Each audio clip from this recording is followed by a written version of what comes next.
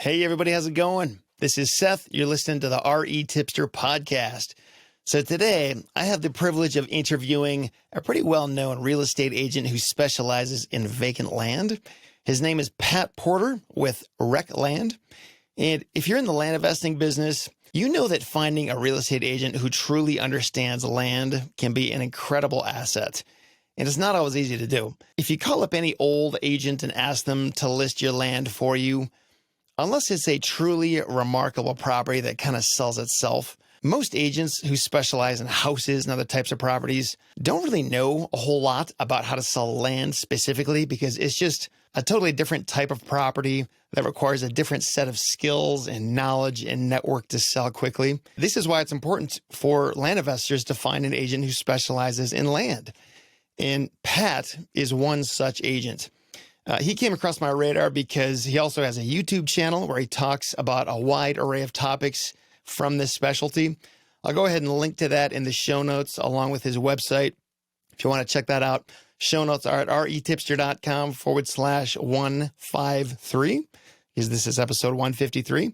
I've actually been looking for land agents like Pat to interview because in some respects, guys like Pat are more knowledgeable about land than most land investors I know. Because a good land agent sometimes has to dig into the details of a property, both literally and figuratively, more so than the owner does. Land agents also have a lot of great connections and work with a lot of other land professionals. A guy like Pat can just shed a lot of light on the things we need to know about.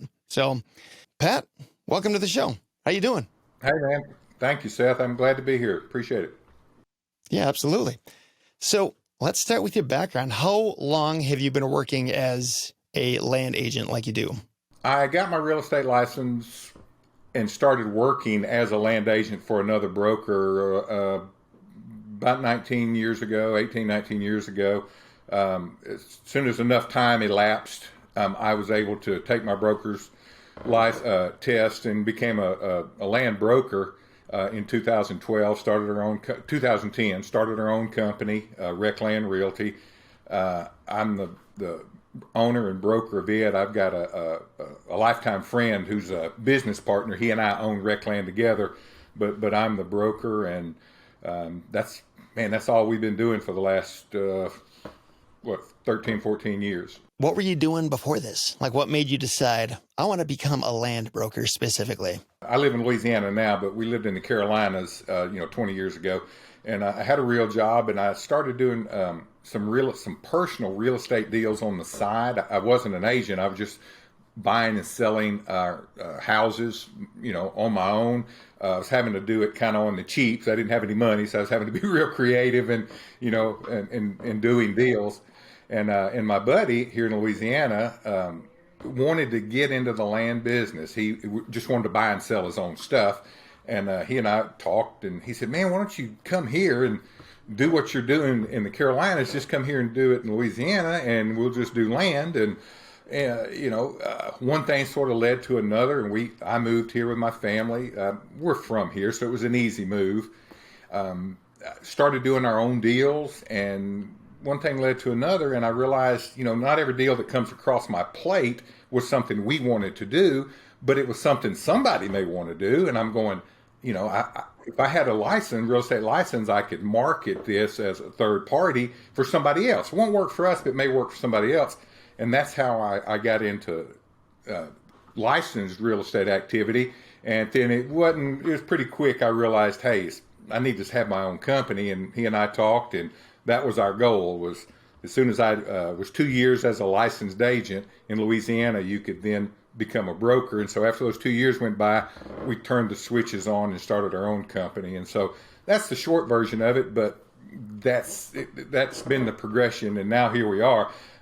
RecLand is a huge part of what we do, but we still do our own personal deals, as well as I run a land brokerage, marketing property for other people. Yeah.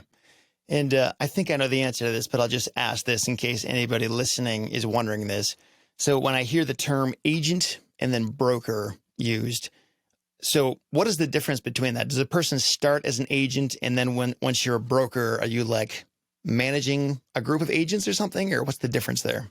Yeah, I manage I manage a 20 odd agents, and the way the license law works, a licensed agent has to be under the sponsorship and oversight of a licensed broker. It's just a structure system that creates a massive amount of accountability between a licensee and the public. Just so license law is a pretty sophisticated and serious thing, and the broker is that level of accountability between the public and the agent. And how long does that last? Like, when does the agent get to, I don't know, become a broker or do their own thing? It's different in every state. In Louisiana, it used to be 2 years, and then they changed it to 4. Most states, or many states, I should say, are 4 years or more to be a licensed agent before you can become a broker. And hey, most agents don't do that, because when you become a broker, you're taking on the business side, you're taking on the responsibility side, the financial accountability side. And so most folks don't want to be a broker, and I don't blame them, so they'll operate as a licensed agent under a broker. And even licensed brokers can work as under another broker. One guy, man or woman, the buck stops with them as the sponsoring broker. Okay. So how many markets does RecLand work in? Or how many states? Good question. Maybe? I knew you were going to ask it. We're licensed in eight states: Louisiana, Arkansas, Mississippi, Texas. That's our primary. Missouri, Iowa, in the Midwest, and then we're also licensed in Georgia. My company we're set up in Georgia. I just don't have any agents there yet. I'm assuming there's it's you and how many other agents? 22, 24, somewhere in the low to mid 20s. I'd have to write them all down and count them up. So these people are kind of speckled throughout these states, and they kind of have local expertise in those markets? As far as the sheer number, most of let's call it 25, are in Louisiana and scattered around the state. But also those of us that are licensed in Louisiana, most of us are also licensed in Arkansas and Mississippi, this kind of Arklamis region. And then I also have some Texas guys, and one of them is also licensed in Louisiana. And so we got some crossover there, which is helpful. I mean, state lines, my guy in Texas, he's 90 minutes from a big market in Louisiana. So it works out for him. And a lot of people are like that in the land business. They're licensed in multiple states. So when a land agent or a broker like you is involved, what kind of commission is paid to you for your involvement in the deal? Like, is there a standard percentage that always happens, or how does that work? According to the public, there's always a standard percentage, because the residential commercial world, sort of sets that out there and makes it appear like it's a set standard, but it's not. The number can be anything. Our typical deals are 5 or 6%. We have some large deals, maybe if we'll get a large package of deals, we might, or maybe, a large timber tract or a farm, we might push that number down a little bit just to make it make sense to the seller. I've done some large deals that were 3.5, 4.5. It's a negotiable number. I got a lot of faults, but being greedy's never been one of them. And I'm a land buyer and seller myself, and so the commission's got to make sense. Just to charge somebody 6% on a $10 million farm. Come on, that's just a huge number. So I try to make it make sense for the seller because I'm a business person too, and I try to make it reasonable. But most of the time, it's in that 5 to 6% range. Okay. And you mentioned that you buy and sell your own land deals. So do you find those opportunities just in the course of your regular work when you're coming across opportunities, or are you like doing some kind of extracurricular marketing to find these people and find deals that way? I find them in both ways. I find them, sometimes they just come across our plate as a normal course of business. Somebody has something for sale, that they list it with us, and we look at it and go, well, doggone, that fits what we're wanting to do. So, we just, one of my investor buddies or somebody like that, we'll just make the deal. Other times I swerve into properties that I find sort of on my own as I'm working on a listing. Maybe I see an adjacent property that I go, well, that's kind of cool.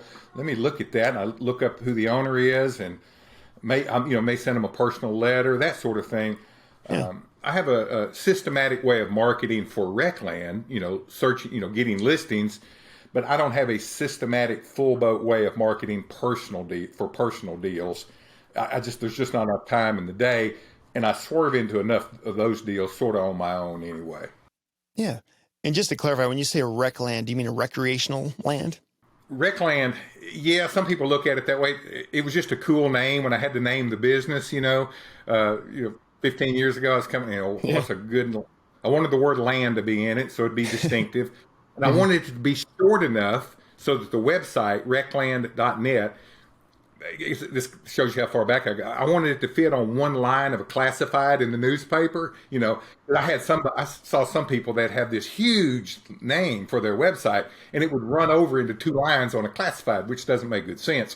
So I'm going, okay, what's a word that kind of captures what we do, but it's short enough to fit on a classified? And that's where RecLand came from. Okay. Gotcha. Most people associate it as recreational land, which is a big part of what we do. So it fits. Yeah.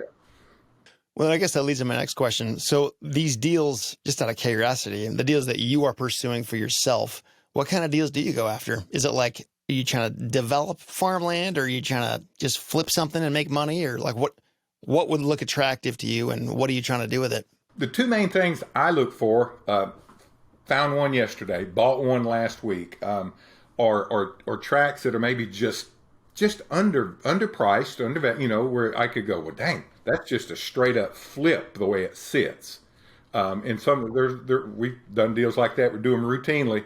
We just buy it for X and sell it for Y. A deal I did, closed on last week, and a couple of others that I closed on a few weeks ago. I look at tracks like that as, okay, buy this track, go do a little something to it, maybe cut some timber, or put in a road, or just clean it up just a little bit and divide it.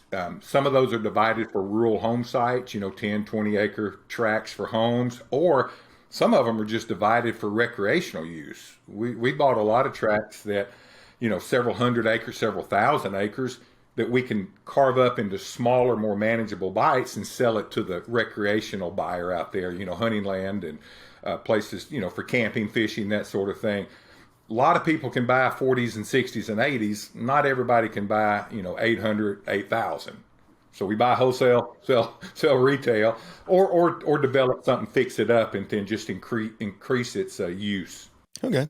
And then the types of properties that you list and sell on behalf of other people, like what do those typically look like? Like what is like size, value, uses of the property? What's kind of an average, or what would fit inside that box?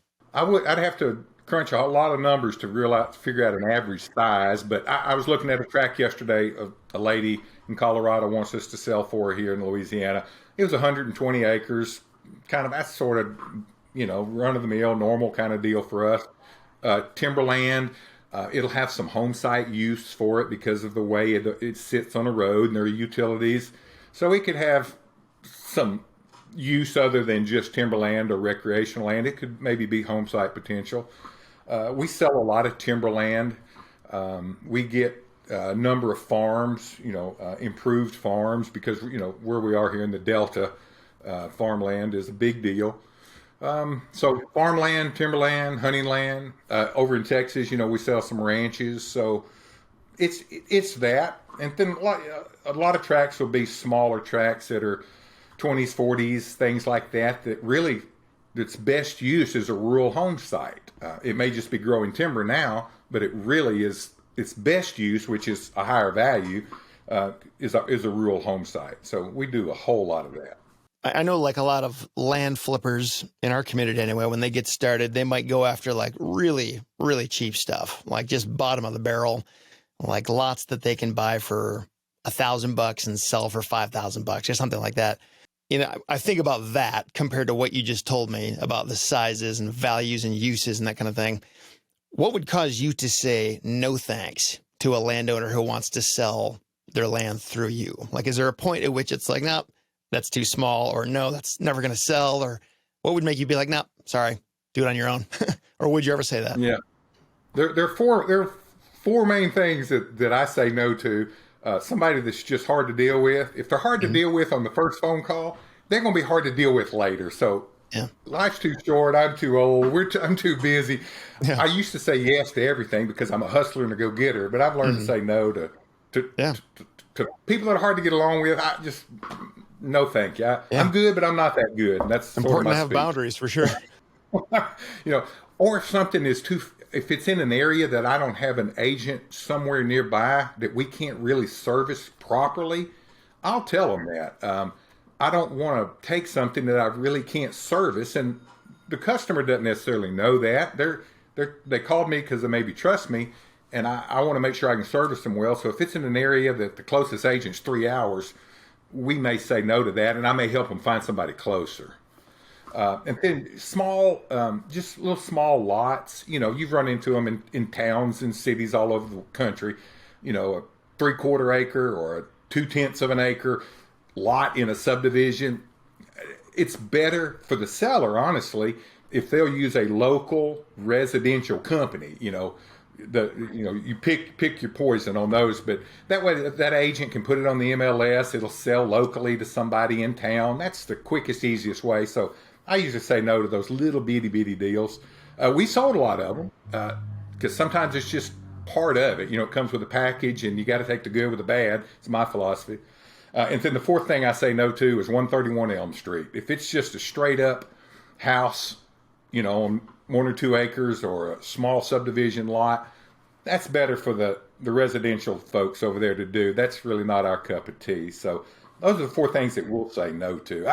We sell properties, have some listed that have houses on it, but the house is sort of just part of the deal. It's maybe a home on 40 acres, we got one under contract now, a home on 17 acres out in the middle of nowhere. Yeah, we'll do those, but we can market that to the land buyers. The house is just sort of there. Does that make sense? Yeah, for sure. And what percentage of your clients, and when I say clients, I mean the property owners who are selling their property through you, what percentage of those people are returning customers, so to speak, where maybe that's an investor where they do a lot of volume and they just keep coming back to you again and again versus just one random guy who wants to sell one random thing and then that's it? I don't have an exact number. I don't keep metrics of that where I could look up and give you an exact stat on that. But really quite a bit. It makes me happy when we get a return phone call. We had a deal close in this office yesterday. One of my guys, it's the second time he sold this property. I've had my personal record in the office is 6. I sold the same 63 acres 6 times. Wow. It's just part of it. Recreational hunting land turns over like that sometimes. People's lives change.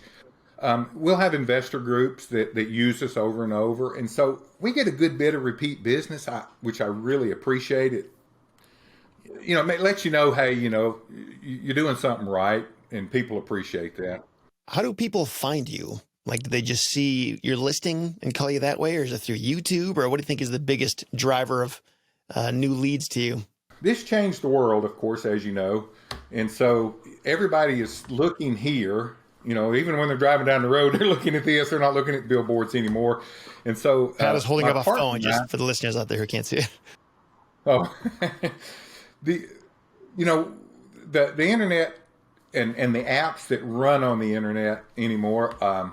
That's where all the eyeballs are. And so I made that switch years ago where I put aside, remember I made the joke about the classified ad. I quit using newspaper and print and radio and TV. We laid all of that aside years ago and put every penny, every piece of activity of our marketing on the internet, websites, electronic books, the YouTube videos that you've seen, the social media stuff that we do. People swerve into us there.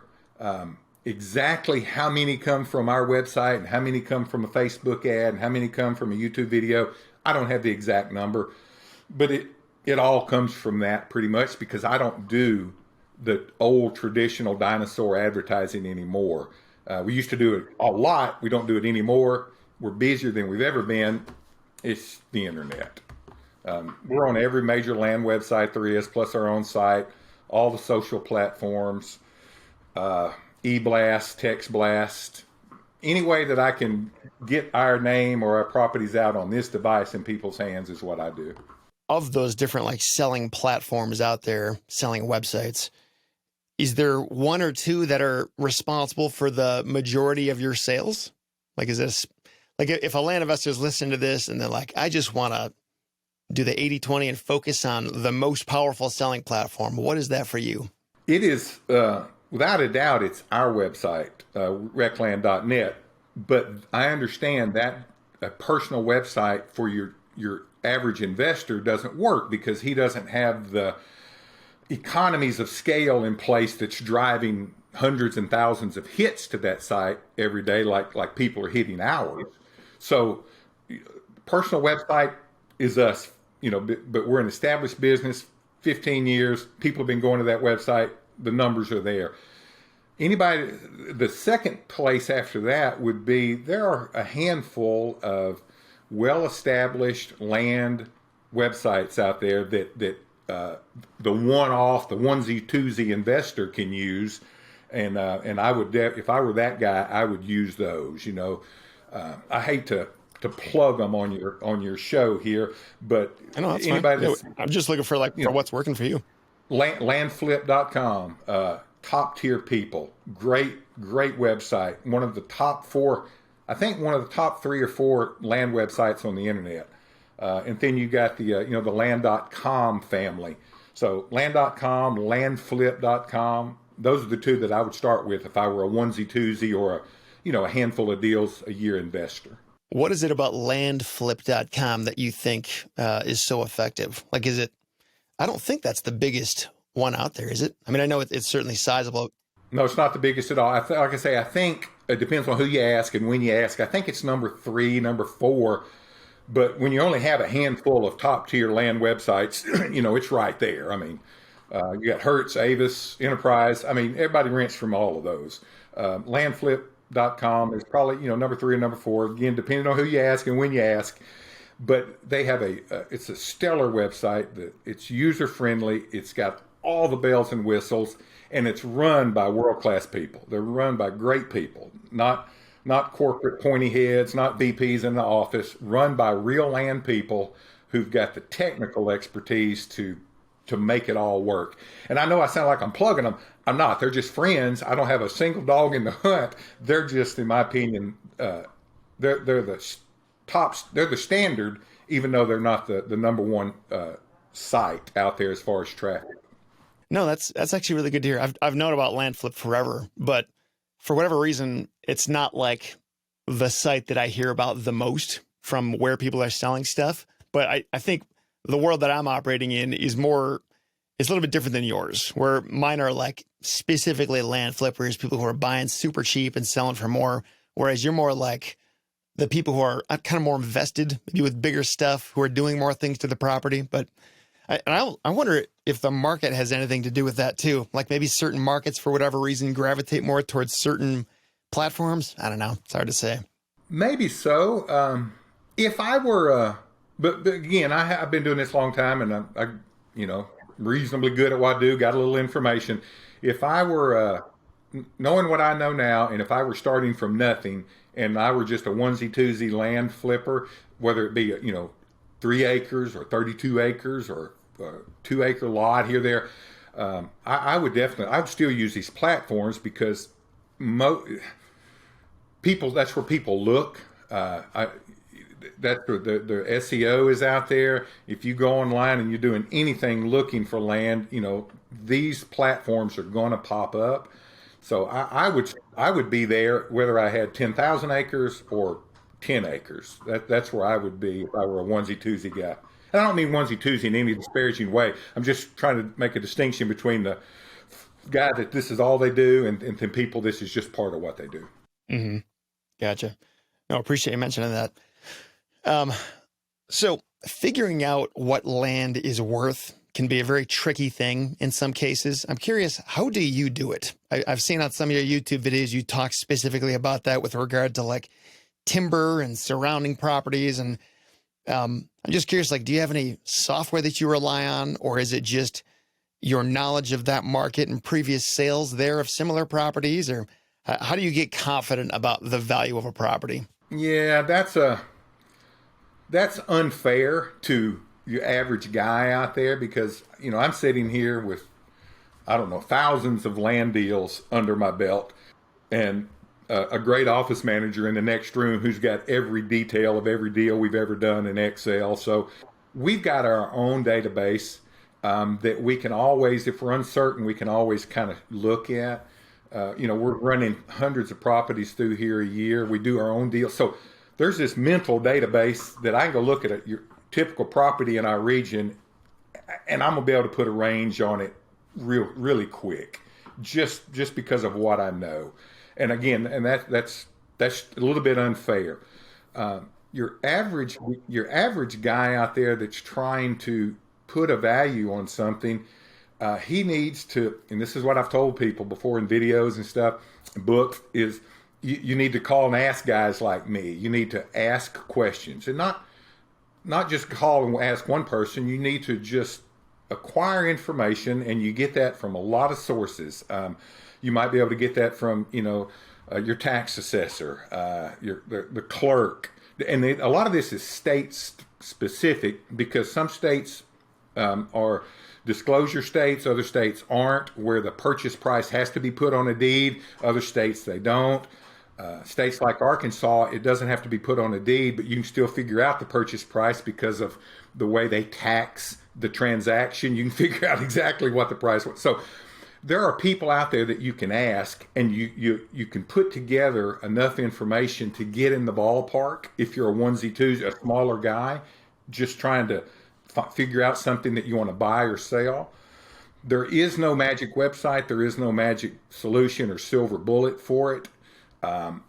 Houses are different because you've got the MLS and you've got the comparative market analysis, but they've also got 15,000 other sales right there in Littletown, USA to be able to pull from. So that database exists for them. For us, we have to create our own database, and we do. We have it here. I've got it here. We've got that database, but we've had to acquire it one deal at a time. So there is no simple way. And if people say there is a simple, surefire, guaranteed, that's the guy you need to run from or quit watching on, late night, information television. Yeah. Because it's really not a bulletproof system for that. It can be done, but it takes work and takes digging and work. And that's where most get rich quick investors, they fall off they fall out because they wanted the quickness. They didn't want the digging and the work part of it. Yeah.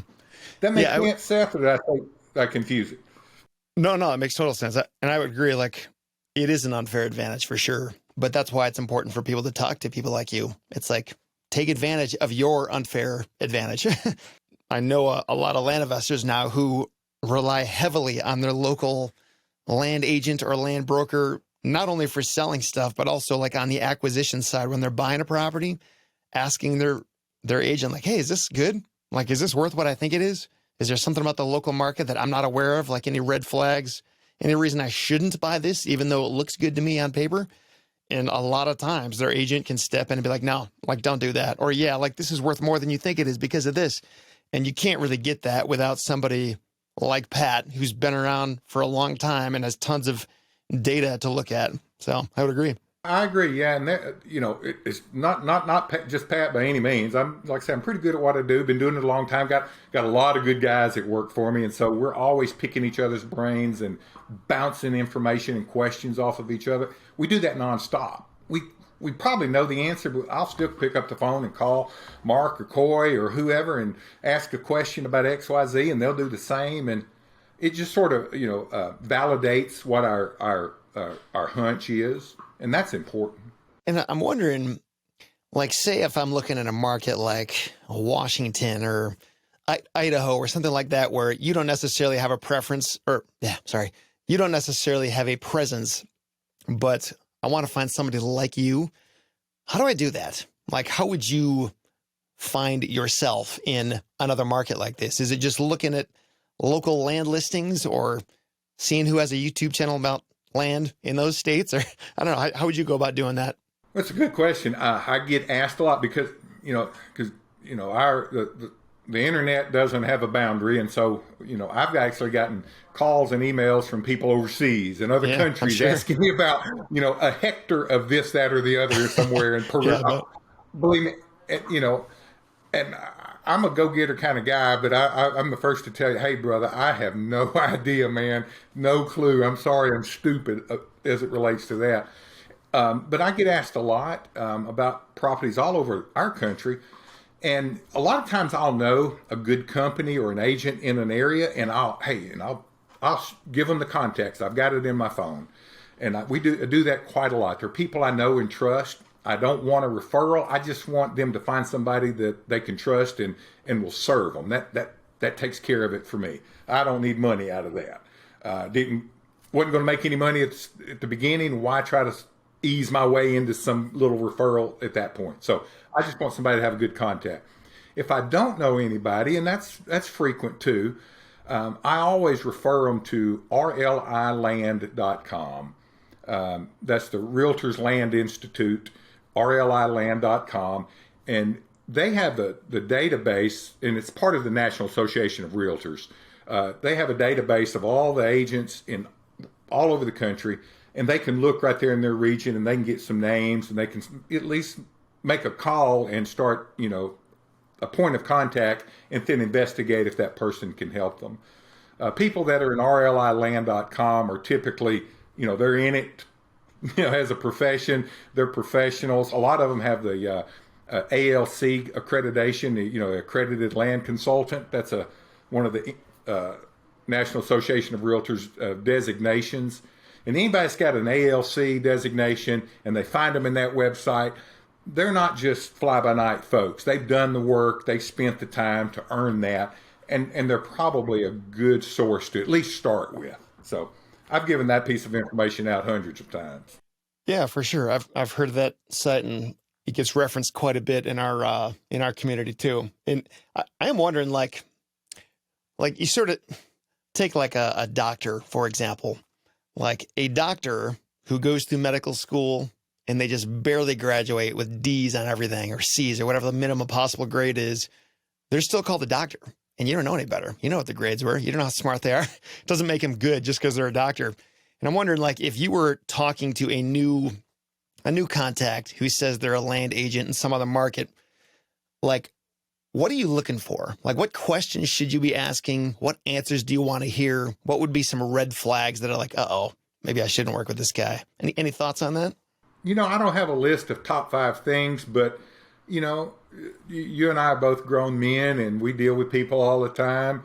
And a lot of times, just in the first few seconds of a conversation, you start to, like a buddy of mine says, his phrase for it is, that guy's got a lot of cheese in him. That's his way of saying, I'm not believing much of what he says. And he discerns that on his own after a real short conversation. And, if those red flags go up, you might want to be a little leery. But, if everything's moving along, I would certainly ask them, what company they're with. And while I'm on the phone with them, I'm looking at their website. I'm looking at the listings this man or woman has. I'm just starting to see is there any cattle to go along with the hat, so to speak, when I'm talking to somebody. And, and having a conversation with them over just a little short period of time sort of meets that out. You start to realize, hey, this person knows what they're talking about, or no, man, I feel like he's selling me a used car. And if you get that feeling, I'd trust that and hang up and go to the next person. But if you're getting good information and it's validating some of the things that you think you already know, you're seeing other things that point in the right direction. Hey, this guy's got, 22 listings in my state, and 7 of them are in my county or parish. And, oh, look, this property's kind of like, he didn't get those listings by accident. He didn't hustle everybody. You know what I'm saying? So there's probably some substance there. That's just the old country boy way of me going about it. I listen to the red flags, kind of trust my gut, and I look for some signs of real activity. Mm-hmm. Gotcha. You know, if a man or woman, they don't have any listings, you go to the website, you can't even navigate it because they're with a one-stop shop kind of a one-horse. I got my metaphors all mixed up. They're with a little cheesy little website with a business that doesn't do anything. I want to trust my business with them? Maybe not. Going back to the value thing that we were talking about just a second ago. So something that always kind of trips me up, or I guess just frustrates me because I don't really know what to do with it exactly, is how to quantify value of things like a view or unique attributes of a vacant lot that aren't necessarily monetizable, like timber. Like you can't really put a dollar amount on it, but they're still worth something to most people. How do you figure out what that is? Because you can't, like a lot of times there is no comp that is a direct comparable to that. So how do you think through that? You're exactly right. There are these intangibles, these intrinsic things, these little wow factor things, these the opposite of wow factor, these ugly, irreparable type things that can't be repaired, that all add or take away value, and that's just have to swag it, that silly wild guess kind of deal, But in my business here where we are, and this is where we sort of got our business off and running. Was, we live in Louisiana, or our biggest part of our business is in Louisiana, East Texas, South Arkansas, Western Mississippi. And that is very strong recreational part of the world. Deer hunting, duck hunting, fishing, turkey hunting. Old land guys, long before our businesses got established, valued land as dirt and inventory. That's the only two things that matter, dirt and inventory. The timber on it, and they put a value on the timber, which you can do, and then there was a dirt value, which people could figure out. Was sort of set over time. Land has always been about X dollars of value, and then plus the timber. So dirt and inventory. Well, guys like me came along, and even people before me, and realized, hey, in Louisiana, we've got the Mississippi River. We've got the Delta with the best duck hunting in the world in central east Arkansas. People pay a lot of money to kill a big deer and to kill a lot of ducks and to turkey hunt. Well, you've got a recreational component now that you add to dirt and inventory. And suddenly, land that people were used to buying and selling at $1,100 and $1,200 an acre is suddenly now $1,900, $2,500, $3,000 an acre because of the recreational component. And that is new to the game. That hadn't always been around. And so that is the same thing that you're referring to with a view or this or that. Learning just what those extra components, what value they truly add, is something that is region specific. I don't know anything about the Pacific Northwest, but I understand it's beautiful. I don't know anything about Colorado Vistas, but I understand they're beautiful. And those guys out there can look at that and put value on that I can't. So it is going to be region specific, property specific, and only guys, men, women, professionals in those areas, they're going to be able to, from experience, to put some value on that.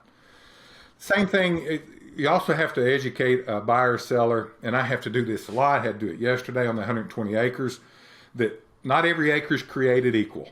I've said that thousands of times. Just because this property is worth this amount in this parish, it's not worth this amount in this parish just because of location.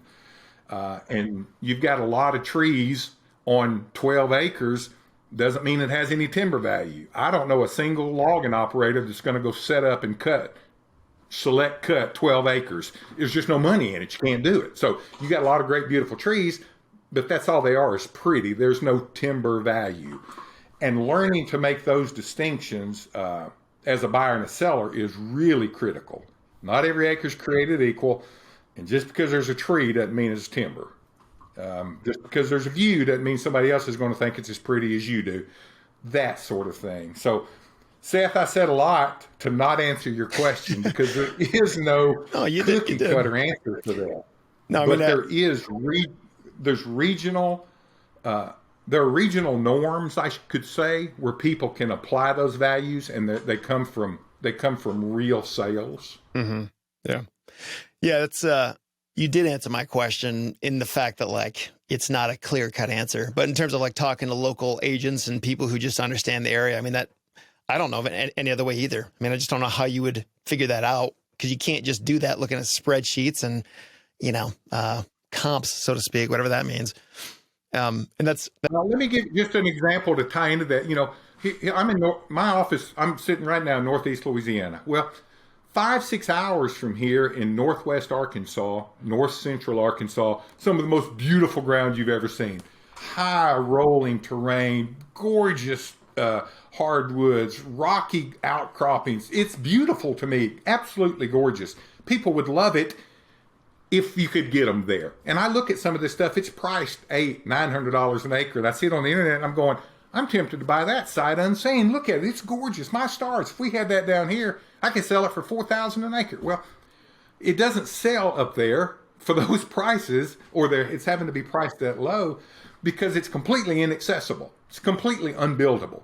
It's beautiful if you can get to it with a helicopter. And those are the types of things that it's apples and oranges depending on the region that you're in and depending on its functionality. I look at it and think it's beautiful, think it's worth many thousands an acre. Everybody else up there that lives there goes, no, man, I wouldn't give you $1,000 an acre for it because I can't get to it. It's hard to walk. I can't take my family. My dog can't even climb the hill, that kind of thing. Yeah, I know it's frustrating because I've used the illustration of the land in my backyard. So I've got pretty heavily, densely wooded backyard, but I actually don't own it. It's my neighbor, kitty corner across the way, that owns it. And sometimes they talk about, what if we just cut all these trees down and developed back there? And I'm like, no, don't do it. Like, that land is worth a lot to me, but I'm the only person in the world that it's worth much to. Maybe them and me, and that's it. Nobody else would care about it. So there's a lot of properties that, like, they're worth a lot to some people, but that doesn't mean it's worth that much to everybody. It's not an objective value. So, but I don't know. I don't know what I'm saying other than just, I understand the frustration. It's hard to really, really figure that out. To your example there, we sell a number of tracts every year that are just gar holes. Gar hole is just an expression I use for, it's just holding the world together. It has no legal access. It's low. You can't do squat with it. It's just holding the earth together.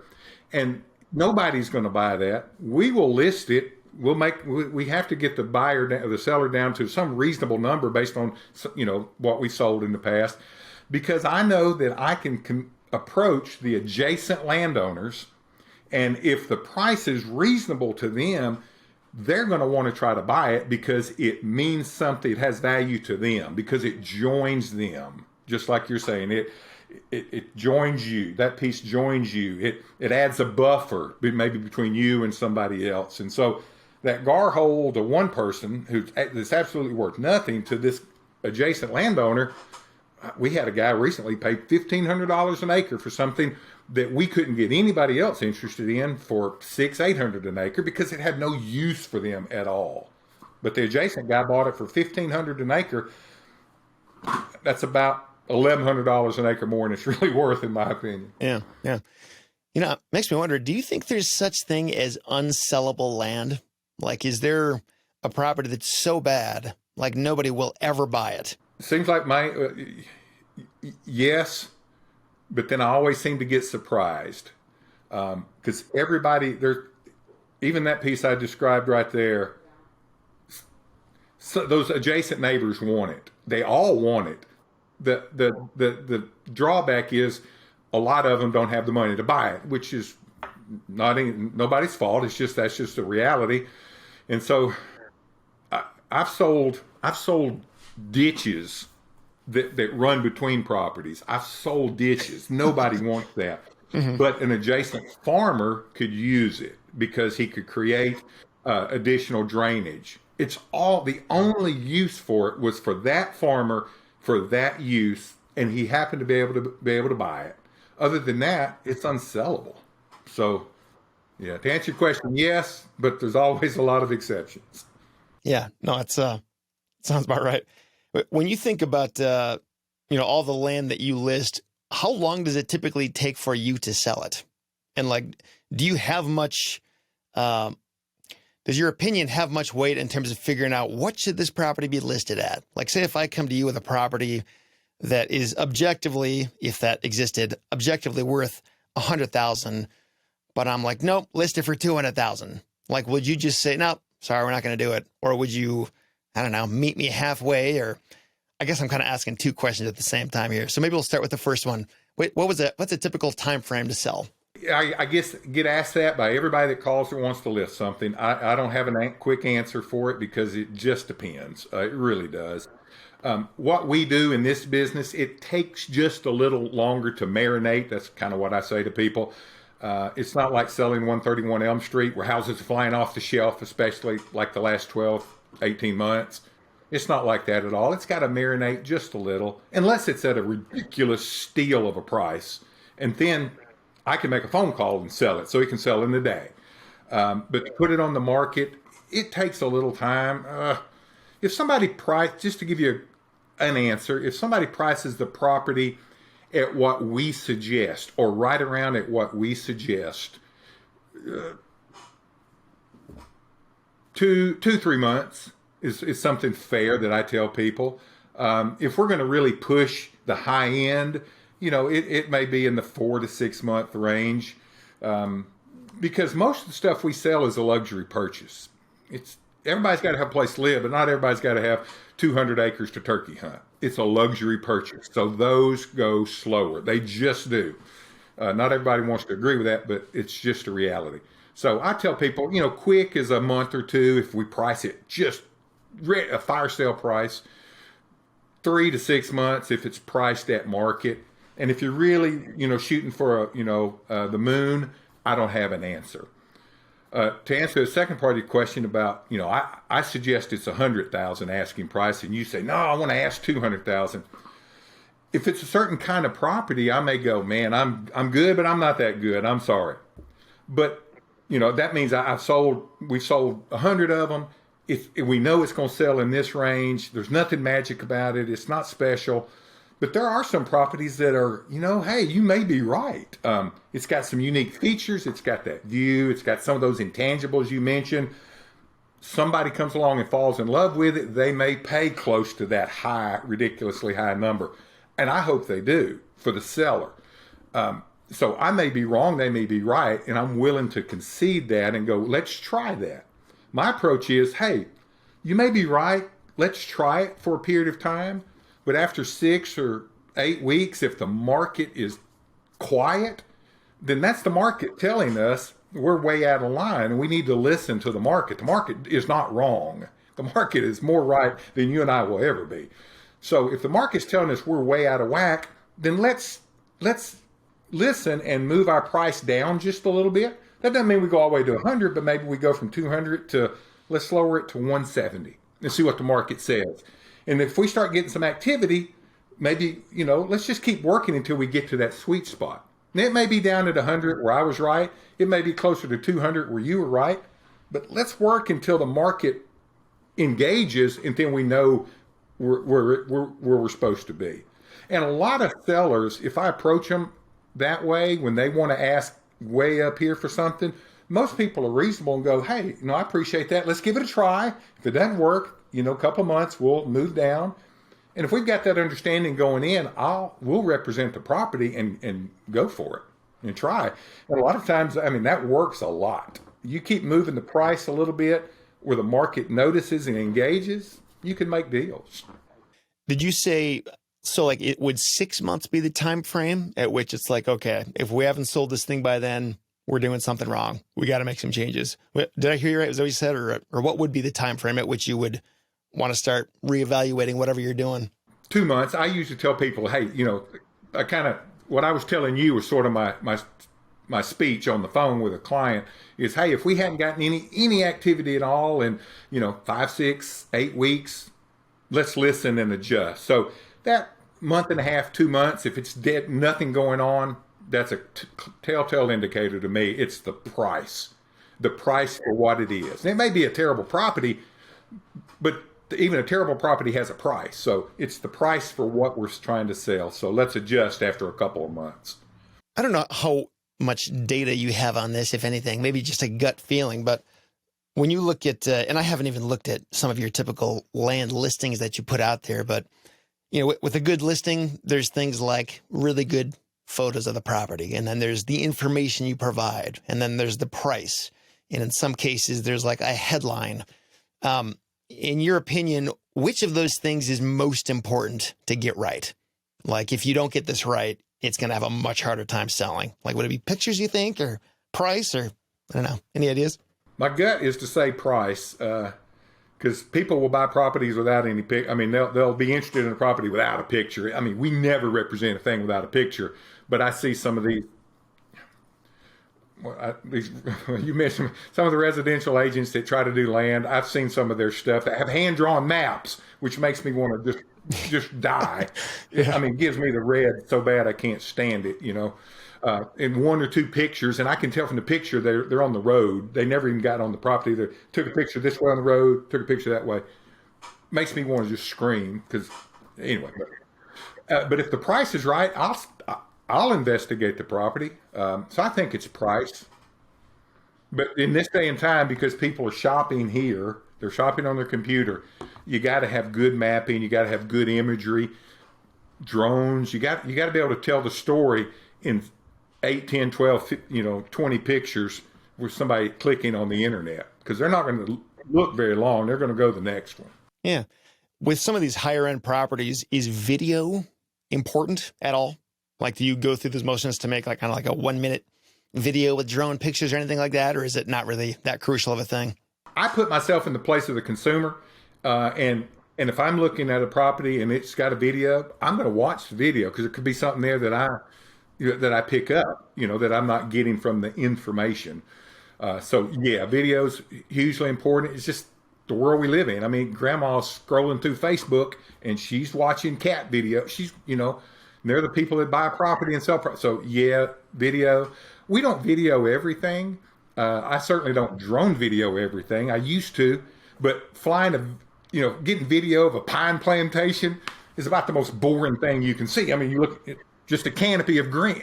Okay, but if a property's got some character to it, we want to capture that in video, and we'll do ground video, we'll do drone. Not every property, but the ones that have a story to tell. Mm-hmm. Yeah. This is another question that you may or may not have any precise idea on, but when you consider all the different ways that potential buyers find your listings and buy your properties, you've got text, you've got emails, you get listings on different websites. Do you have an idea, like the sales that you do, what percentage are attributable to like the text you send out versus like a website, or like how often do you pick up the phone, like a specific person who's going to buy this thing and be like, hey, you want to buy it? And they say, yeah. And then you sell it that way. Just trying to figure out, like, for the typical land seller, whether they're a licensed broker or not, like what really packs the most punch in your selling efforts? Like, is it having that network of people, or is it just listing on the right website? I don't know. What would you say? I think it's I think it's the websites, because that's where people are going to actually investigate a property. Now, the emails, the social posts, the text blast, the Facebook ads, they all link to a website. So I don't think anybody. I don't mean to be complete. When I say I don't think anybody, I realize it's going to be excessive. But I don't think most people. I don't think look at a text post on our land for sale Instagram page and go, oh man, and call. No, I think if they're interested, they then go to the site and look at details. It's like a two-step deal. This teases them, gets them in the door, and then the door, I believe, door to the website that's got the information. And then that's when they will hit the button and send us an email or pick up the phone and call the agent. But I think it probably started with social. It started with the internet in some way, or emails, text, social, got them into the door of the website before they make the initial contact. I think probably is 7 out of 10 for us. Yeah. Yeah, this is actually something that I have been learning a lot about this year.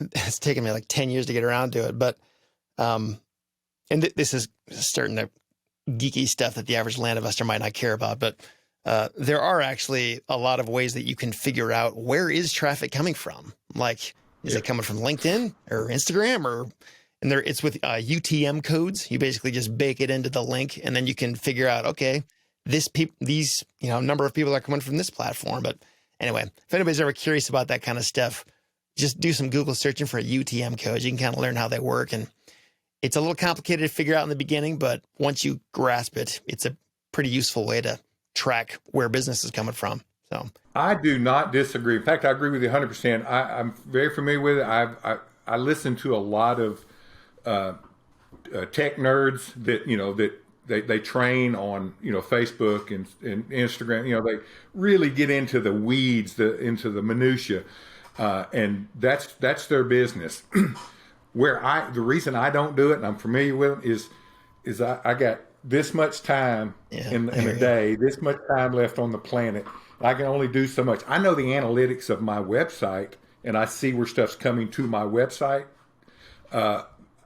So I try to major on the major. I can't do everything, so what I do well. But I agree with that 100% if somebody is of that mind. Yeah, I completely agree with that too.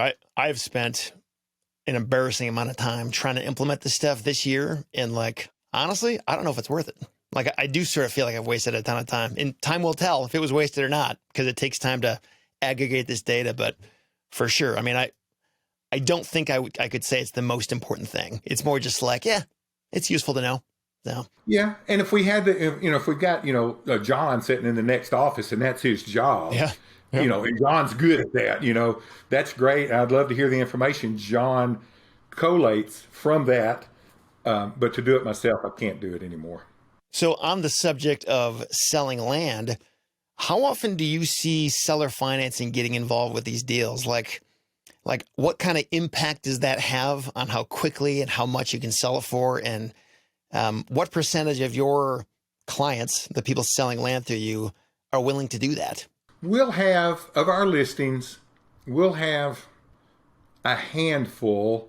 So to put a number on it, if I had to guess a number, out of 100 listings, there may be 6, 8, 10 that the seller is legitimately willing to do some sort of seller financing.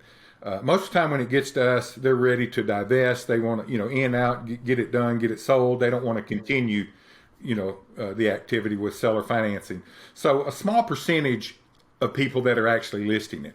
There are a lot of sellers out there that do, seller financing is what they want. They're trying to build an annuity. They're trying to build long-term, passive income, so to speak, and that's their business model, and that's all they do primarily. We do those deals on and off through the year for our clients, and we occasionally do some ourselves. We used to do a whole lot ourselves, but like my buddy said, partner, he said, hey, if we were going to live another 300 years, that'd be a great way to do it. But, time's short, so we're looking at turning over cash, just because of the age we are in life. I give a lot of information and advice to both buyers and sellers regarding seller financing, because I've done it so much. I understand a lot of the mechanisms and tools, and there are a lot of pitfalls in it. I do more steering buyers away from it, because most buyers, to them, it's a Band-Aid. I don't have any money, but this is a way I can buy this property, and they get hurt, tricked. They do something too soon. It's a negative for most people, and I'll stand on that. I think it's and I've got videos and books out there that get into the details of that. I've seller financed land. I know it can be done, know it to be the right way to do it. But there are a lot of unscrupulous sellers, and there are a lot of very naive buyers. And so I steer most buyers away from it. It makes me wonder, how would you get paid your commission if somebody's doing seller financing? Would that buyer just have to do a bigger down payment to cover that? Or how would that work?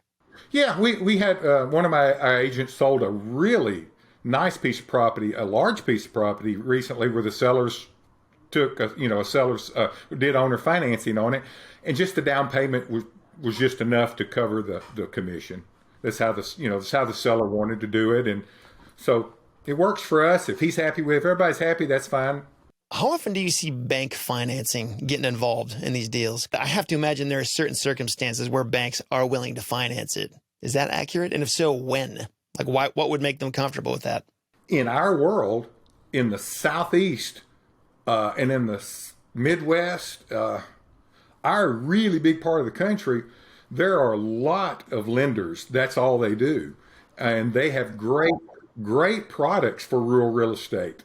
It used to be they had to have a huge amount down, and that only finance at a short period, 5-10 years.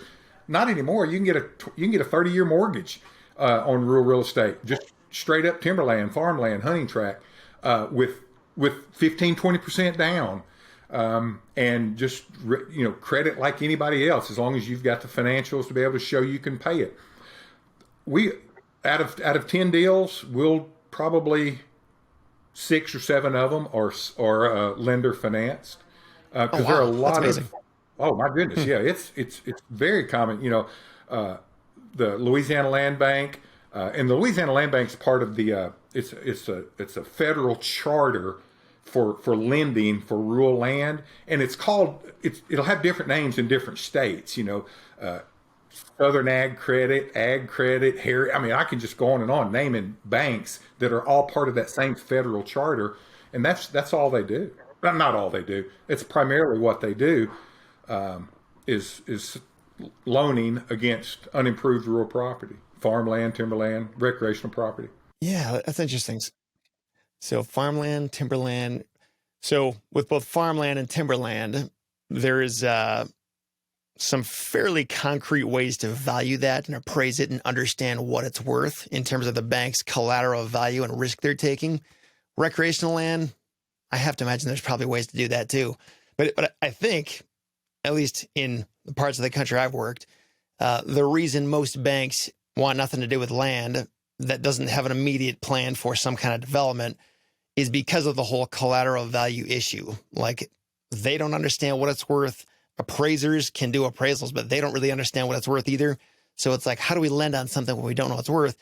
And there are ways to ignore the collateral value and just look at the borrower themselves. Like, is this a rich guy or girl? Because if so, we could just get their personal guarantee, and that makes it okay. And maybe this is a question for those lenders, but do you have any idea, how are they able to get comfortable with that? Like, what is it that they are using to underwrite that borrower and get comfortable with the deal? Straight up answer is comparable sales. Keep in mind, in our region of the world, and I'm talking about not just Louisiana, but the South, Southeast, South Central, Midwest, all of these are great recreational areas / timber areas, farmland, comparable sales. There are, I could have I talked to an appraiser right before I got on the phone with you about just a piece of pasture land in Texas, 600 odd acres. The appraiser's doing a deal for us, and he's just going to go pull comps because they're going to be a dozen of them out there he can use. If I'm selling hunting property on the Mississippi River, my goodness, I personally could give them 50 comps, and that's just I'm a tiny little part of the world. He's going to be able to pull comps, all the comps he needs to do it, just like he's doing 131 Elm Street. Now, I get your point's a good point. Let's say you're in the Pacific Northwest somewhere there, and there's 150 acres of just completely undeveloped rural land. There might not be many comps, and so I get the point there. But in our part of the world, man, it's as common as Coca-Cola. Man, that's awesome to know, though. So it sounds like because of the existence of comps, that sort of solves all the problems, which makes sense. That really is the issue in terms of valuing it is, are there good comps or not? As far as a third-party appraiser, yeah. A third party, because a lender is reaching out to a third-party appraiser, and they're taking their word for it. And as that third-party appraiser can put his hands on comps, everybody's happy. Kind of heading into the last little section of our interview here. So I wanted to ask you some questions about just your profession of being a land broker. So was there a reason why, and maybe you sort of already answered this, but why did you choose to focus on land specifically instead of houses? Like, was it because of your friend who kind of convinced you to, or is there something about land that, like, can you make more money? Like, is it easier to understand? Is it better people to work with? Or I don't know. What are your thoughts on that? I mean, look at me, man. I'm a fat country boy with a beard. I'm wearing boots. I dress the way. I mean, look around my house. I got deer and duck. It's just, I'd rather be stomping around on 120 acres, getting wet up to my waist like I did yesterday, than arguing with a lady about the color of the paint in a bathroom on a house. So it's absolutely just quality of life for me. It really is. And selling real estate is, it's more of a business decision than it is I don't like the tile in the hallway. I'm sorry you don't like it. I'm sorry, It's that left brain, right brain. It's men are from Mars, women are from Venus kind of deal. I just don't want no part of it, man. I really don't. I can't answer it better than that. It's definitely not more money. It is harder work. It is frustrating, and I mean, when you're out in the middle of a Louisiana or a southern July or August summer, stomping through a pine plantation with ticks and red bugs. I kind of wish sometimes I was doing something else, but I wouldn't trade it for the world because it's quality of life. How sophisticated is that answer, Seth? One of my questions was going to be, what is your most and least favorite thing about what you do? And it sounds like you kind of answered that in terms of like, well, maybe you didn't fully answer it, but do you have any thoughts on that? Like, what is the best and worst part about being a land broker? In my opinion, the best part is just, every piece, no two pieces of land are the same. It's like fingerprints. And so if you truly enjoy the outdoors, if you enjoy wildlife, you enjoy conservation, nature, all of those things I do. I enjoy hard work. I enjoy being I'd rather ride around in my, Polaris side by side than in a Lexus. Again, that's just personality. That's the best parts of it, putting people together with a property. And it's something, because a lot of times we're selling property to first time buyers. They've been always wanted to own their own land to hunt on. They've always wanted a place to build a house out in a secluded area where they can just be, out of the rat race a little bit. And to put people together with even if it's 20 acres, their own first piece of personal property, oh my goodness. They're happy as they can be. You can't beat that. The worst part about it is it's just like in anything, you got the ups and downs. You got deals that fall through sometimes over the most ridiculous, piddly things. It is hard. It's ridiculously hard work, especially the older you get. In the summers, some of the areas we have to go in that are just very difficult to access. It's just hard work and it's demanding. A residential agent may show 6 properties to somebody today. It may take me all day to show one by the time we get to all the things that are involved in it. So everything is a little bit of a trade-off in life, as you know. And even in this business, as great as it is, it's hard.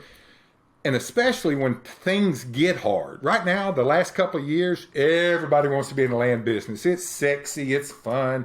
You get to ride the four-wheeler and you got your new, Timberland boots and your little hat. And I make fun of these guys, these new land guys, because everything's great. They're making money hand over fist, but they hadn't been punched in the mouth. They hadn't gone through those tough years like we did 4, 5, 6 years ago. And when nobody's buying anything, nothing's selling. On the house side of it, there's always a little more action, but still, I wouldn't trade it. No, that makes total sense. You got into this a little bit. Well, you mentioned it in passing. How lucrative is this, like, compared to people selling houses? And I know this is a super broad, open-ended question with a lot of it depends in there, but like, if somebody just wants to make a ton of money, is this the business for them, or should they be doing like commercial or houses or something else? I'd make you have to define ton of money, but I get your question. The way I look at it, I have a handful of guys that are full time. This is all they do, 24/7, daylight, 365. And they're six-figure guys, but they also I'm thinking of a few, using some of their examples. They never miss a hunt. They never miss a daughter's volleyball game. They live the life they want to live and make a really good living doing it. Now, there are other people, they just want money, money, money, money as much as they want to make, and their quality of life is different. And that's okay. It's whatever they want. If that's what that person wants to do, and they want to get from six figures to seven figures and up in the sevens, they probably need to go do commercial real estate in a big metropolitan area. Be honest with you. If you want quality of life, to be able to live your own life, set your own schedule, work hard, but work when you want to, you can make a very good living doing this, and never miss a duck hunt, never miss your daughter's softball game. Because like I say, as long as you got one of these in your pocket, because I've been in duck blinds where I've answered the call and say, hey, yeah, I can show that property to you, but it'll be about 1 o'clock today. Can that work for you? Because I'm in the duck blind. I'm going to be here till 10:30. That kind of thing. So if that matters, this is a great industry to be in. If it's sheerly money and volume, residential commercial might be where you want to be. Mm-hmm. Gotcha. No, it's a good answer. So for somebody like, let's pretend for a second that I'm 22 years old. I'm fresh out of school or whatever I did, and I want to start my career. I want to be a licensed land agent or broker like you. Do I need to focus on a specific market? Is there a right and a wrong market to try to do this? Or, I don't know, where would I go to find somebody like you to try to work under them and then sort of start my own thing and my career path that way? That's a good question. I talk to a lot of people through the year, a lot of folks that call and they're investigating, moving into our business, moving their license to us or getting licensed to do what we do. And some people, as I talk to them on the phone, I realize, hey, this is a good fit, potentially a good fit. And others, I realize, man, it's going to be very difficult.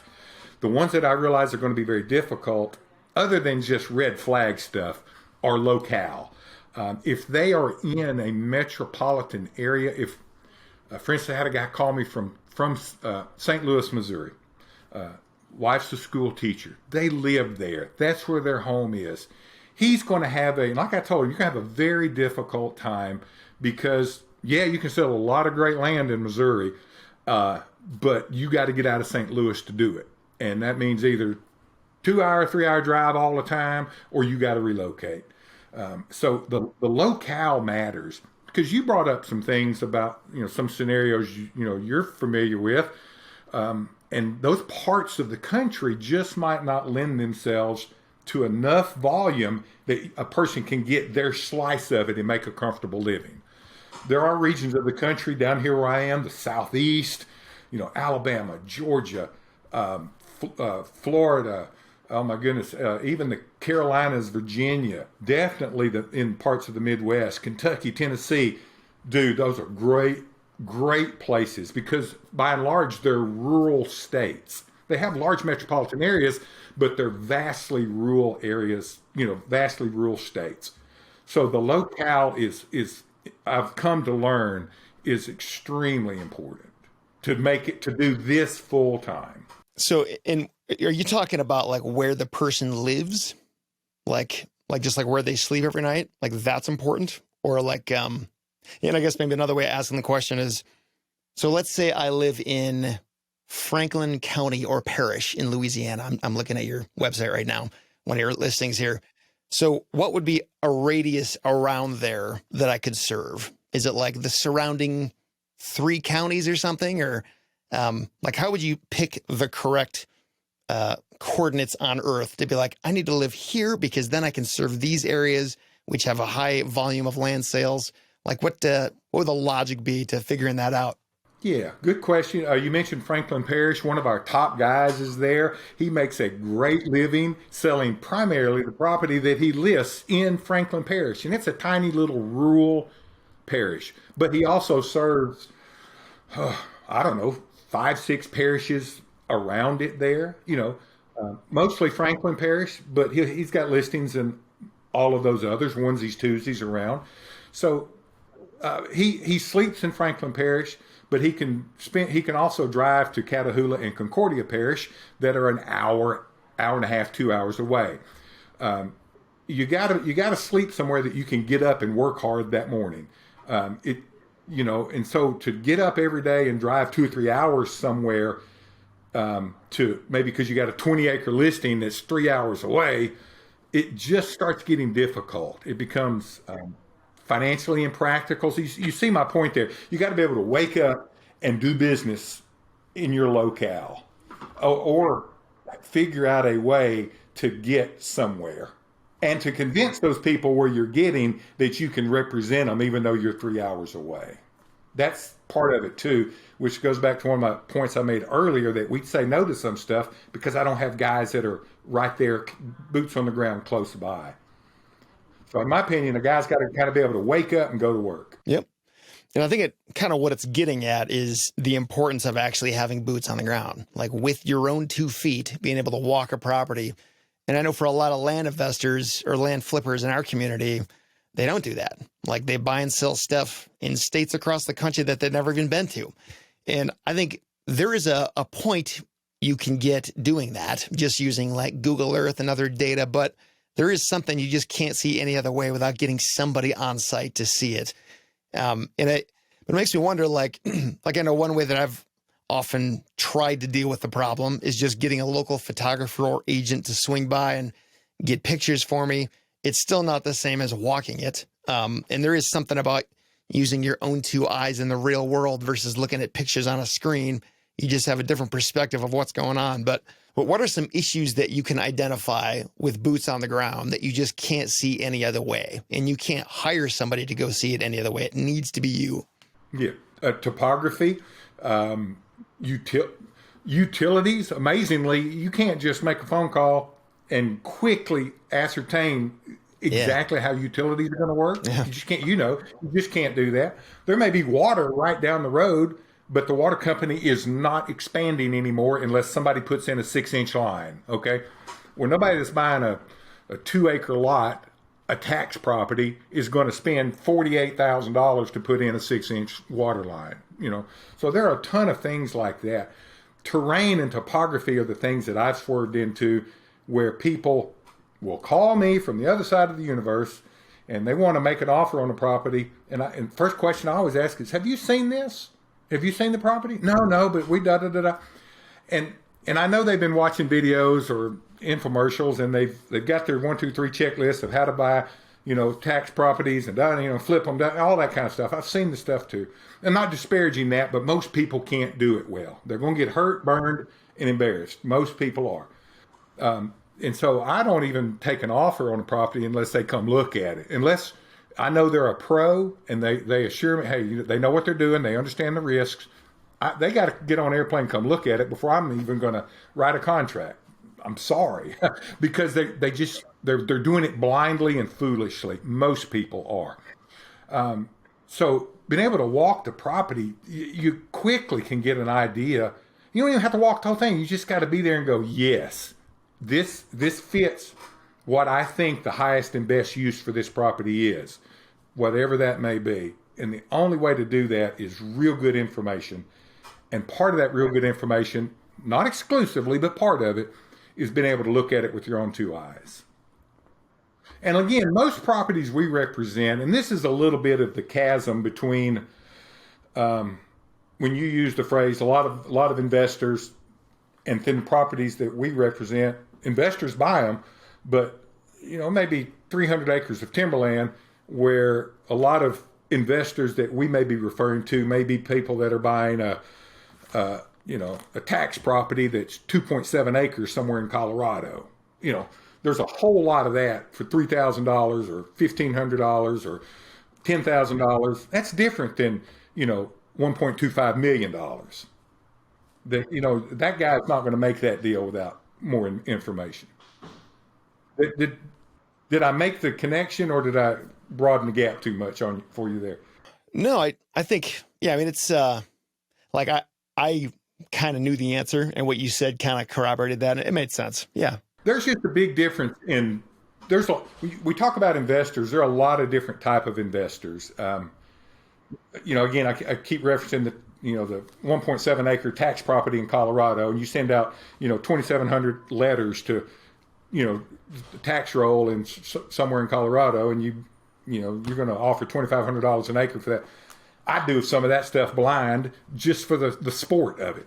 Yeah. But, before I buy, $100,000 property somewhere, I'm going to have more information. Mm-hmm. Yeah. Well, that makes sense. I did that one time. I bought a property in Missouri, sight unseen, $20,000 for the experiment. I talk about it. I talk about it. And I had the information, because like I say, I've sold. I'm a licensed broker there. I know the area. It seemed to fit, but my whole goal was the experiment. I figured for $20,000, I wasn't going to get hurt much if I got hurt. We ended up making a little bit on it, and I learned the process. But I kind of put my money where my mouth was to try that one time. Yeah. Yeah. Yeah. I imagine somebody with your experience where you just have the benefit of using your own eyes to see so much and being there on site. You have the benefit of good information. So it's probably hard to unpack that and go about it a different way without all the information and be satisfied with that. I mean, I would have a hard time with that. So it makes sense. In your experience, what are the most common deal killers that make a deal stop that otherwise would have happened? And when I say deal killers, what I'm talking about is, say if you have a client who's thinking of buying a property and they think they understand it, but then one of your guys goes out, or guys or girls goes out and sees an issue and oh, don't do it because of this. Or maybe you have a client who's trying to sell a property and it's almost there, but then something kills the deal. What are the most common problems that ought to be addressed up front before it's too late? Let me address the seller part of it first. In my mind, the biggest deal killer on it from the seller's side is not making a counter offer. It drives me nuts. Now, I understand if somebody makes a ridiculous low ball, totally out of the park offer, the thing to say is, thank you, but no thank you. We're just too far apart. No thank you. I understand that. But somebody makes a reasonable offer and a seller won't make a counter of any sort, just fries my bacon. And it is a deal killer because I know what the value is. We know where it's going to sell, ballpark range. This buyer is coming in good faith. He wants to pay the least amount he can. The seller wants to get the most he can, but there's a number in there that's reasonable that is a win-win, and I'm all for win-wins. And when the seller won't make a counter, even when it's right on the cusp of being his number, just because, that kind of deal, that's a deal killer, and I have no patience with that anymore because it's just not smart. It's not good business. They can call it principled if they want to, but in my mind, it's arrogant obnoxiousness. They won't make any kind of counter to a reasonable offer. So it's driven by pride and ego? Is that what it is basically? Yeah. Well, here's my asking price. If they want it, here's my number. What? No, it's not. You already told me what you're going to sell it for. Make a counter. We can get them to that number. That's what counters do. It's a jockey to get to a point. That's all it is. Anyway, don't get me on my soapbox on that. From the buyer's side, keep in mind, most of the time when we have an offer on a property, when we've got a deal that's starting to come together, they have looked at the property. They have been there. On the buyer side, I would have to say something falls apart with the appraisal or the lending, just a glitch that nobody, that either wasn't disclosed by the buyer to start with, or we get a really bad appraisal that just a one-off bad appraisal. And so a lot of times we got to go back and challenge it, and we can get that changed a lot of times, but sometimes you just can't. So those two things are the financing lender part of it, because the lender wants the appraiser. Another piece that causes it to fall apart from the buyer's side, something they just didn't know about, something that really couldn't be known until you got further in the deal. Doing one right now, there's an encroachment on the property. After the survey, there's a fence across the line. It's a non-issue. I've done this 1,000 times. it's a non-issue, but to the buyer, it's a big issue because it's their first time. They've never dealt with an encroachment. So, somebody's got a fence across my property. Well, it's less than 100. I mean, it's 100th of an acre. It's nothing. So, but those are things that if you can't just reason with them to bridge the gap, it'll kill the deal.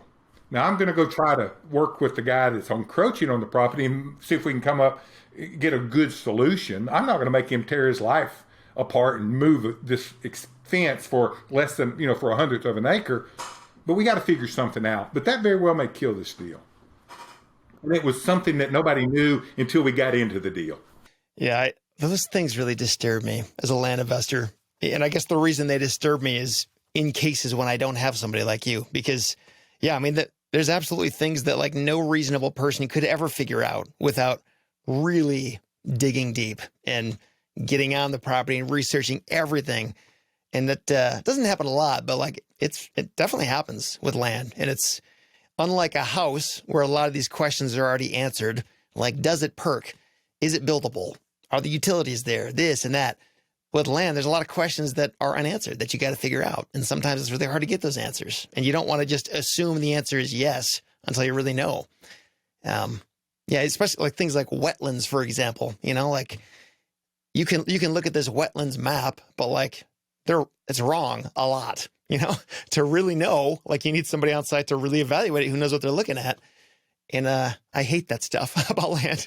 It's one of the few things I don't like. But I agree. You brought up a number of things like, the wetlands deal, especially in our part of the, the only way to know for sure is you have to have a wetlands determination done. And that is a process that you can't just, pick up the phone and call and ask a, general question. It's a process. And the only way to know is to do it. And you don't know the answer until the NRCS goes and does, or the Corps goes and does it. Oh gosh, yeah, you opened up a whole nother avenue of things just with mentioning wetlands. Putting in a bridge, a crossing, for a creek.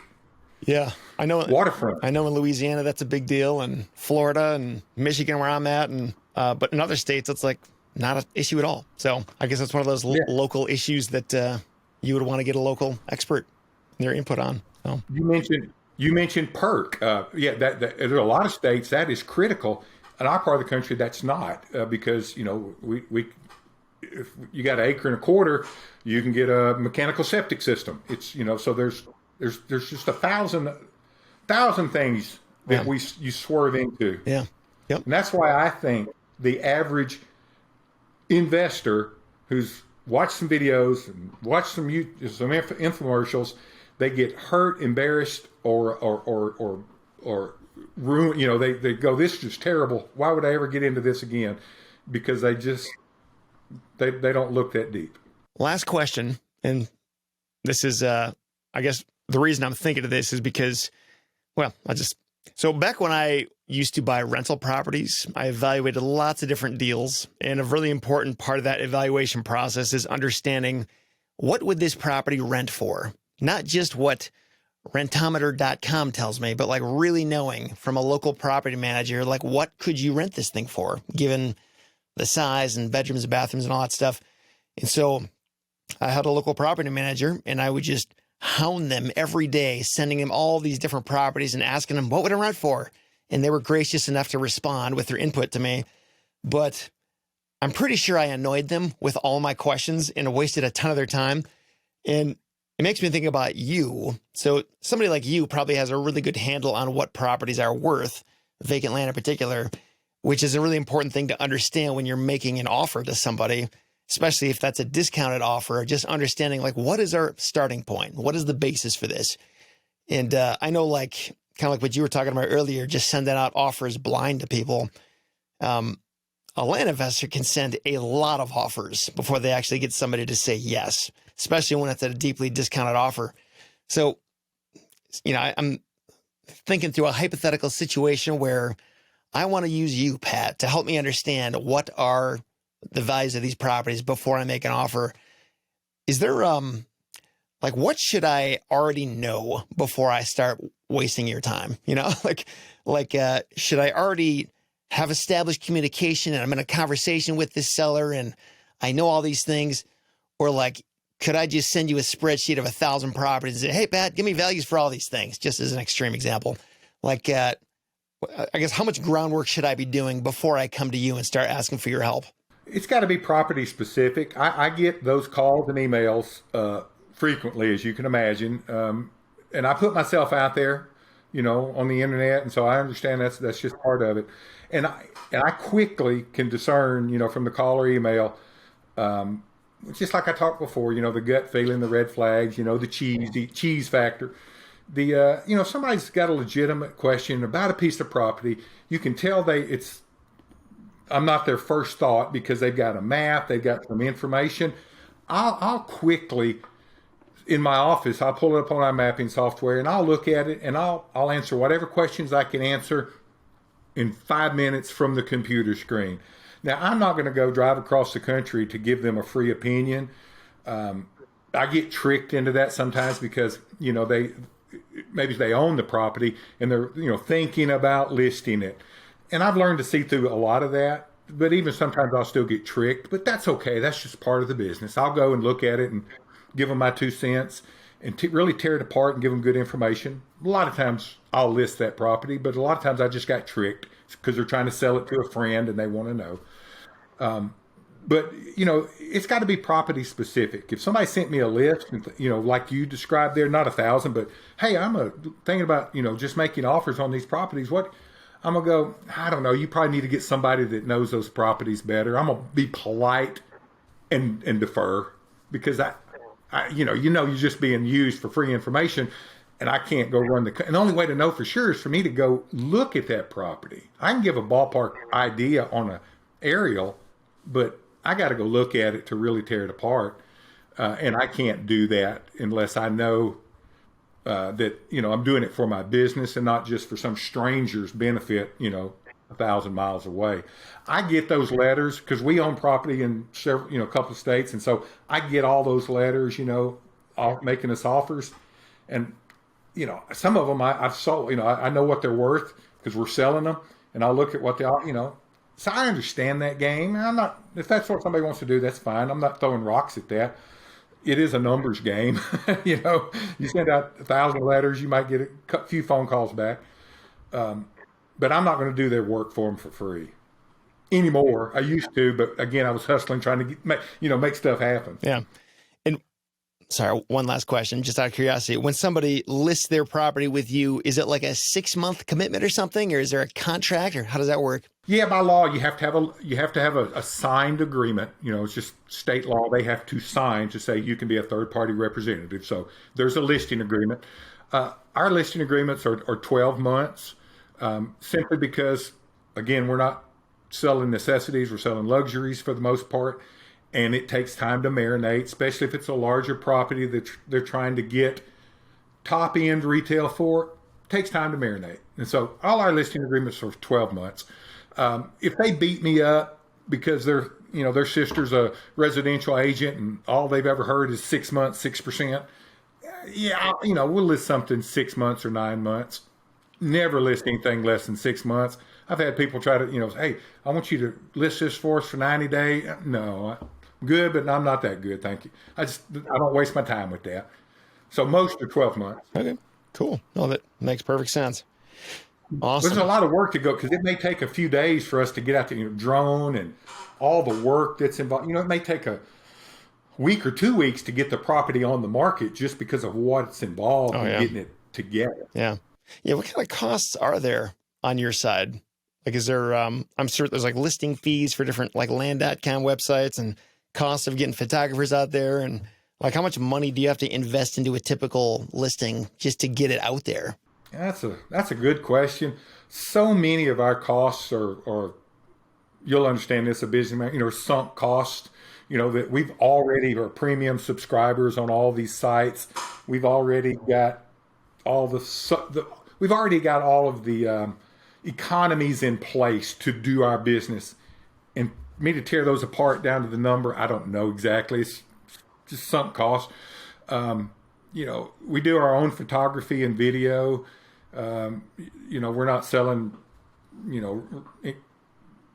Wilshire Boulevard kind of stuff. So, my goodness, the pictures you can take on these things and the 4K video on the drone can't improve on that. So we do all that. So really it's just time and gas, that you're investing in a particular listing. There are some listings because of what they are that I will really hammer some paid advertisements on the internet to drive traffic to that web page. And those are onesies, twosies. I got Facebook ads and stuff running all the time. I look at those as sunk costs too. But we may list a premier, sexy, marquee property that I want to do, $1,000 worth of Facebook ads just for that property, so to speak. So I've got those one-offs. But for the most part, it's just time and gas. Gotcha. Pat, it's been awesome to talk to you. Thanks for doing this with me. Learned a lot. Oh, man. Yeah. So if people want to, if people want to learn more about you or list a property with you or whatever, where should they go? Is there like RecLand.net? Is that the place to go, or YouTube, or? RecLand.net is our main page or main site for all of our listings. And it's also got all of our company information and got links to the blog stuff. If they just want to know just general land stuff, YouTube channel is a good place. I don't sell anything on our social platforms. All I do is give information, and they can follow the cookie crumbs back to the website if they want to buy something. I don't sell on our social. And so they can go watch the videos at RecLand Talks on YouTube. Won't sell them a thing. It'll just be talking about land business. What made you do that? I don't know a lot of, I certainly know some, but I wouldn't say it's a normal thing for most real estate brokers or agents to build this big presence on YouTube and spend all the time it takes to do that. What made you gravitate towards that? And how big of a role does that play in the grand scheme of RecLand? I can answer your main question in 3 syllables. Gary V. 7 years ago, I remember exactly where I was. I was on the road. I was listening to Gary V. And I had we just started dabbling in social. Of course, we're on all the websites and stuff.